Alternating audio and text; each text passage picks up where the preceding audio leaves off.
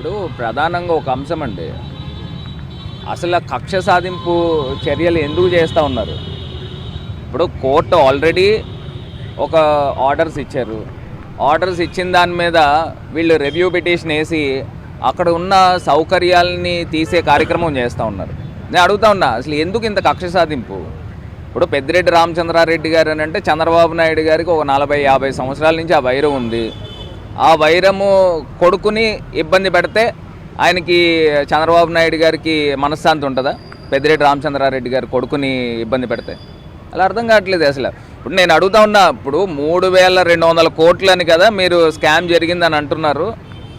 అసలు గవర్నమెంట్ ఎక్స్చెక్కర్కి నష్టం ఎక్కడ వచ్చిందో అర్థం కావట్లే. నాకు ఇప్పటికీ ఆశ్చర్యం అనిపిస్తుంది. ఇప్పుడు చంద్రబాబు నాయుడు గారు 2019లో దిగిపోయే టైంకి 18,000 కోట్ల రూపాయలు గవర్నమెంట్కి సేల్స్ ఉండేది. జగన్మోహన్ రెడ్డి గారు టెన్యూర్ కంప్లీట్ అయ్యేసరికి 25,000 కోట్ల రూపాయలు సేల్స్ పెరిగింది. అంటే 7,000 కోట్ల రూపాయల ఆదాయము సేల్స్ పెరిగితే అసలు గవర్నమెంట్కి నష్టం ఎక్కడ వచ్చింది? 3,200 కోట్లని మీరు ఏ రకంగా ప్రూవ్ చేస్తారు ఇప్పటికీ అర్థం కావట్లా. ఏ డిస్టిలరీ వాళ్ళు కంప్లైంట్ పెట్టారు, జగన్మోహన్ రెడ్డి గారు ప్రభుత్వంలో లంచాలు ఇచ్చారని కానీ లేకపోతే ఇంకోటి చేశారని కానీ ఎవరు ఇచ్చారు? మీరు ఏదో కొంతమందిని అధికారులను తీసుకొని వాళ్ళని అందరినీ కూడా చితక్కొట్టి, ఇప్పుడు మన కానిస్టేబుల్ని అదే కదా జరిగింది, గన్మ్యాన్ని పెట్టి తప్పుడు వాంగ్మూలాలు కన్ఫెషన్ స్టేట్మెంట్లు ఇచ్చి ఇరికిచ్చే కార్యక్రమం చేస్తున్నారు. ఇవాళ గవర్నమెంట్కి ఆదాయం వచ్చిందా రాలేదా చంద్రబాబు నాయుడు గారి ప్రభుత్వం మీద? అసలు ఎక్కడ నష్టం జరిగింది? 3,200 కోట్ల రూపాయలు మీరు ఎట్లా ప్రూవ్ చేస్తారు? ఇవన్నీ ప్రశ్నలు. ఇవాళ ఆయన మిథున్ రెడ్డి గారు భార్య వాళ్ళ పిల్లలు వచ్చినప్పుడు కూడా దాన్ని కూడా ఏదో రకంగా ఆపే కార్యక్రమం చేస్తూ ఉన్నారు. నిన్న కోర్టు నుంచి తెచ్చుకునే కార్యక్రమం చేశారు. నేను అడుగుతున్నాను, అసలు ఏంటి ఆనందం ఏంటి అని అర్థం కావట్లే ఈ చంద్రబాబు నాయుడు గారికి. అంటే పెద్దిరెడ్డి రామచంద్రారెడ్డి గారి కొడుకుని ఇబ్బందులు పెట్టి ఆయన ఇబ్బంది పడుతూ ఉంటే ఈయన రాక్షస ఆనందం పొందుతూ ఉన్నాడా అని నన్ను అడుగుతూ ఉన్నా. ఇది నిజంగా ప్రజాస్వామ్యంలో ఇది మంచి పద్ధతి కాదు.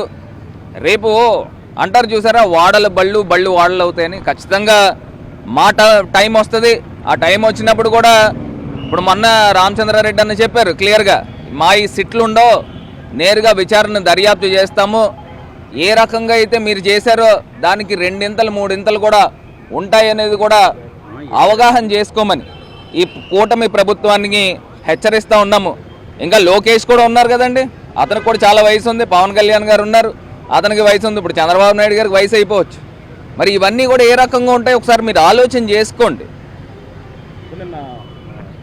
ఇప్పుడు ఆరోపణలు అనేవి, తప్పుడు ఆరోపణలు ఎన్నైనా చేయొచ్చు.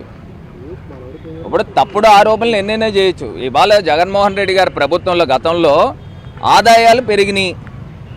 ఎందుకు గవర్నమెంట్ ఎక్స్చెక్కర్కి ఏమన్నా నష్టం వచ్చిందా? చంద్రబాబు నాయుడు గారి ప్రభుత్వంలో నాకు తెలిసి ప్రివిలేజ్ ఫీ అని చెప్పి ఒక ఫీ డిస్టిలరీలకు అన్నిటికి కూడా మాఫీ చేశారు. దాంట్లో సుమారుగా నాకు తెలిసి 3,000 కోట్ల రూపాయలు ప్రభుత్వ ఖజానాకి లాస్ వచ్చింది.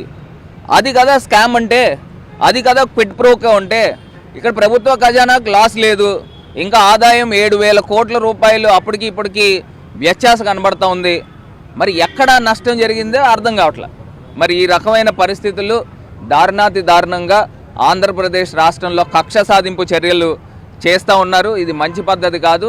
ఖచ్చితంగా మాకు న్యాయస్థానాలపైన గౌరవం ఉన్నాయి. ఖచ్చితంగా న్యాయ పోరాటమే మేము చేస్తాం.